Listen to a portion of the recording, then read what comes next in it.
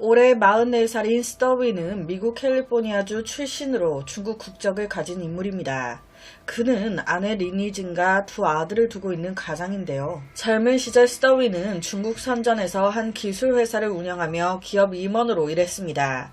뛰어난 사업적 안목과 경영 능력을 바탕으로 그는 큰 돈을 벌었고 그의 사업은 승승장구했죠. 그러다 2014년 갑자기 그는 직장을 그만둡니다. 그리고 아내와 두 아들을 데리고 미국으로 이주해요. 캘리포니아 부촌인 레아카나다에 정착했습니다. 미국에 도착한 후에 스더위는 원래 자기가 중국에서 늘 했던 기술 업계에 몸담지 않아요. 오히려 로스앤젤레스 지역에서 다양한 투자 기회를 적극적으로 모색하면서 투기적인 방식으로 자산을 늘리고 합법적인 신분을 얻으려고 했습니다. 지금까지만 들어보셔도 이 가족 되게 경제적으로 여유롭고 행복하고 안정된 것처럼 보이죠. 하지만 이건 보여지는 것일 뿐 속사정은 본인들만 아는 거잖아요. 속은 전혀 아니었습니다. 2015년 12월 초 그의 아내 리니지는 살던 집에서 나와버립니다.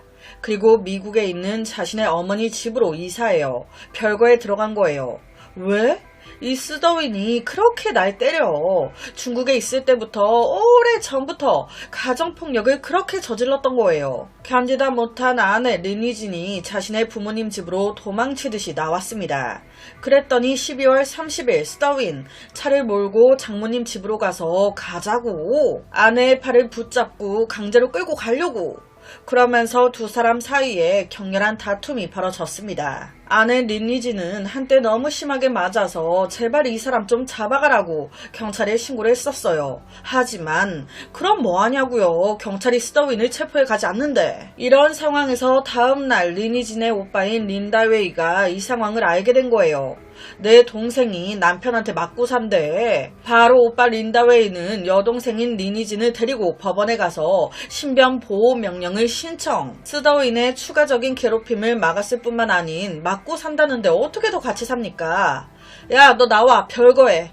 그녀의 이사를 도와주고 정서적, 생활적 지원도 이 오빠 린다웨이가 다 해줍니다.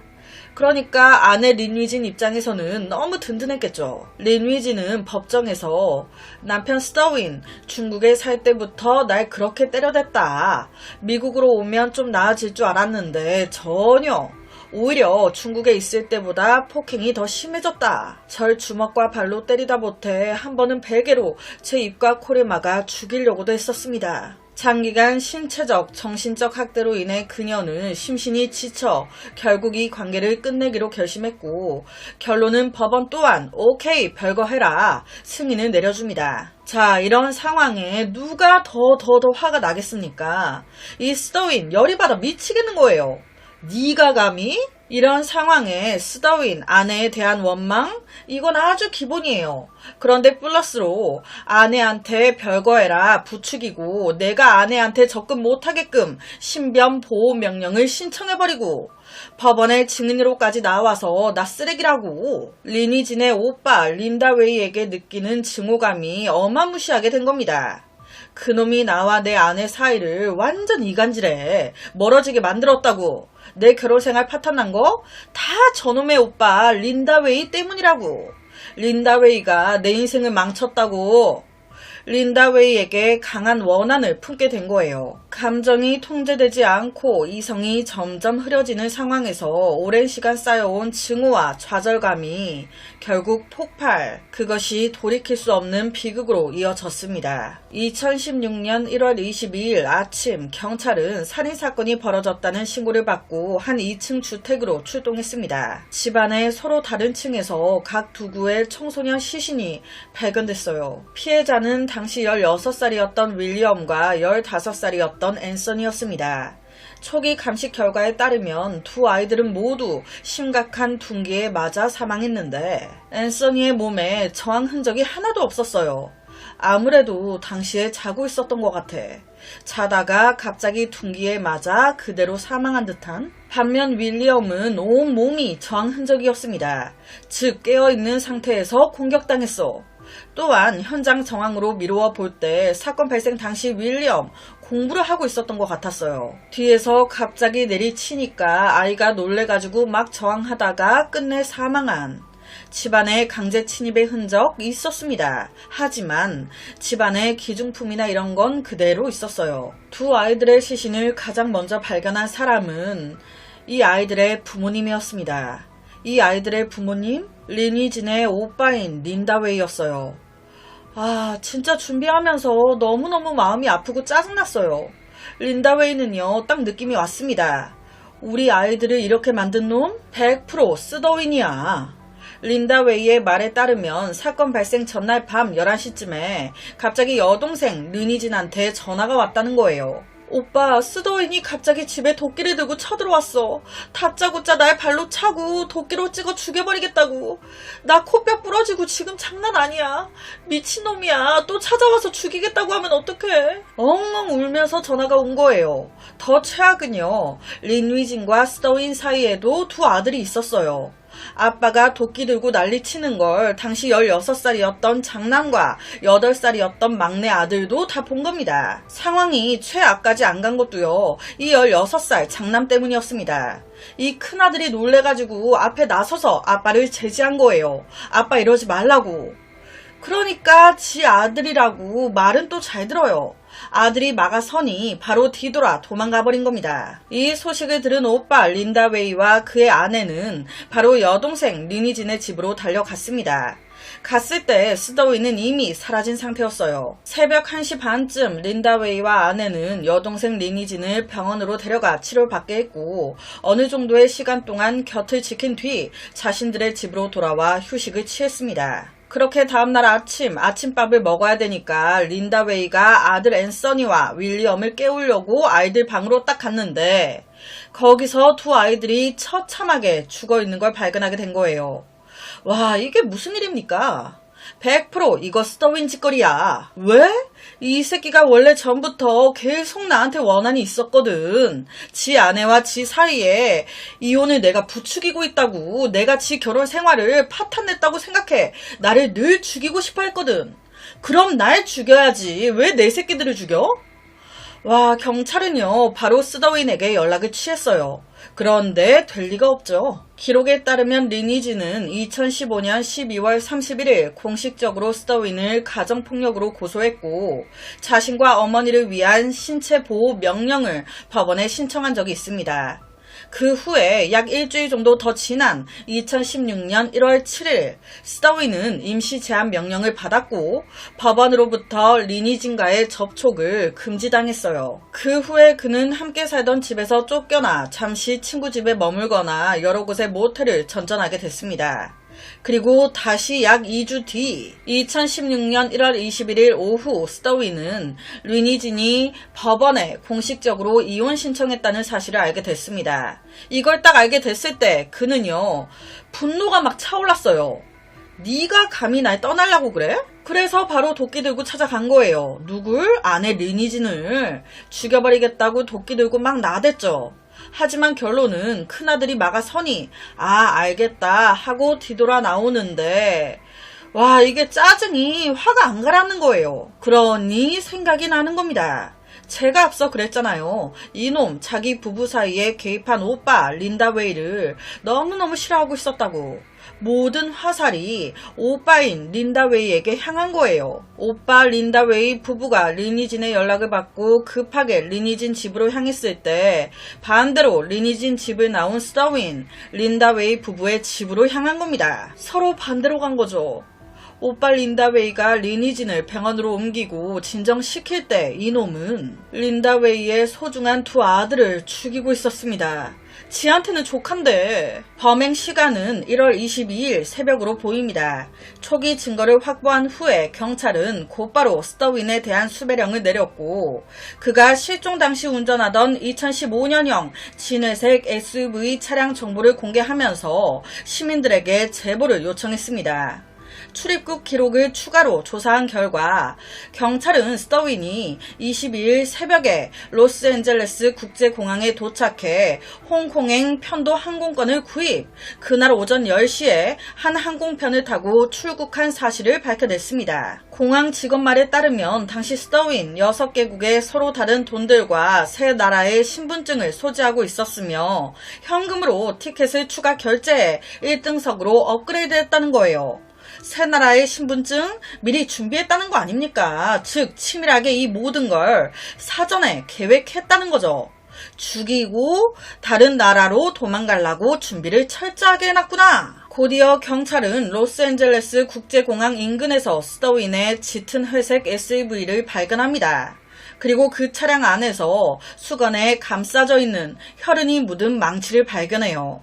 그 망치에 묻은 혈흔 DNA를 검사한 결과 와, 여기서 사망한 두 아이들의 피가 이게 스터윈을 살인 혐의로 기소하는데 중요한 증거가 됐습니다. 이놈이 홍콩으로 가는 비행기표를 끊었어요. 홍콩. 경찰 바로 홍콩 사법당국에 도와달라. 이놈이 곧 그쪽으로 갈 것 같다. 국제 수배령을 발부. 다행히도 2016년 1월 23일 밤 이놈 홍콩에 도착하자마자 공항에서 바로 체포됩니다. 우리 그런 거 있잖아요. 범죄자들 막 대만이나 미얀마 막 이런 데로 막 범죄 저지르고 도망가잖아요. 그 이유가 뭡니까?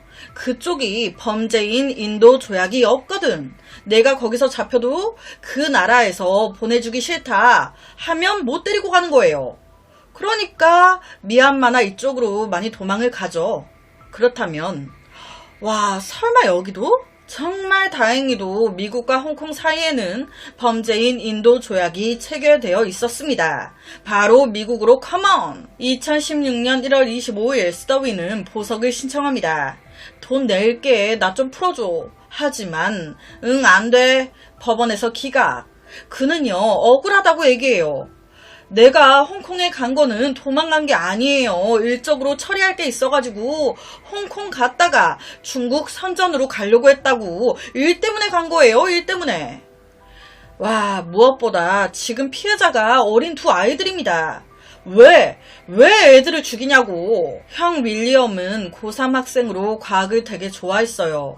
과학 올림피아드 팀과 여러 학술 동아리에서도 적극적으로 활동하는 회원이었습니다.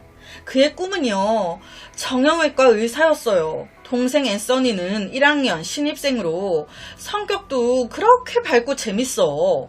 친구들 사이에서 분위기 메이커로 통했던 아이였습니다. 두 형제는요, 학업 성적도 너무 좋고 친구들과 선생님에게도 엄청 이쁨 받는 그런 아이들이었어요.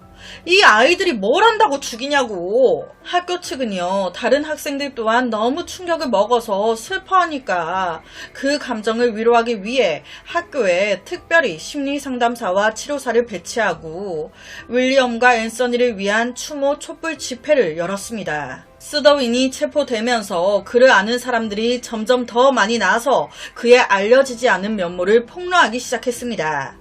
내부 관계자 말에 따르면 제가 앞서 그랬잖아요. 중국에서 일 잘 하다가 갑자기 가족들 데리고 미국으로 갔다고. 그 이유가요.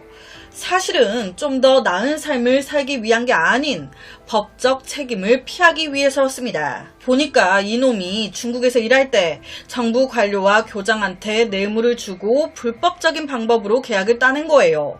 그걸 걸리면서 2013년 5월 조사를 받았던 겁니다. 여기서 느낀 거예요. 와, 나 불법적으로 일한 게 더 있는데 여기 계속 있다가는 우르르 다 걸릴 수 있겠다. 그래서 처분을 피하기 위해 바로 하던 일을 모두 정리, 2014년도에 가족 다 데리고 미국으로 갔던 겁니다. 당연히 중국에서 일하면서 불법적인 일들을 많이 했어요. 그래서 미국 왔는데 똑같이 그 일 하겠습니까? 그러니까 아예 하던 일 끝, 부동산과 투자 분야로 방향을 틀었던 거예요. 하지만 여러 관계자 말에 따르면 그는 사업 활동에도 신용이 좋지 않아서 오랜 기간 협력 파트너의 디자인 비용을 미지급했을 뿐만 아닌, 그러니까 돈을 줘야 되는데 사람을 쓰기만 하고 돈은 안 줘.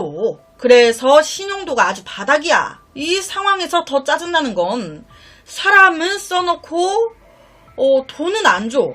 그러면서 지는 막 명품을 입고 돈을 막 흥청망청 쓰면서 사치스러운 생활을 하는 거예요. 치밀하게 계산하고 속셈이 많은 면모를 보였었다고.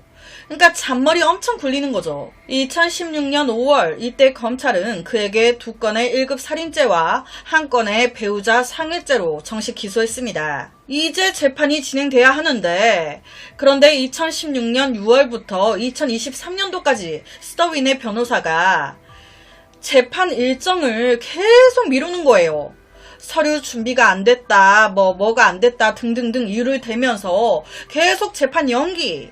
거기다 플러스로 2020년 전염병까지 겹치면서 이 사건의 재판 계속 지연됩니다. 결국은 2016년도에 사건이 벌어졌는데 2023년 10월이 돼서야 정식 재판이 시작돼요. 재판 과정에서 변호인 측은 아주 그냥 그놈의 심신미약 그냥 찢어버려. 스터윈이 분열 정동 장애와 외상 후 스트레스 장애를 앓고 있다고 주장.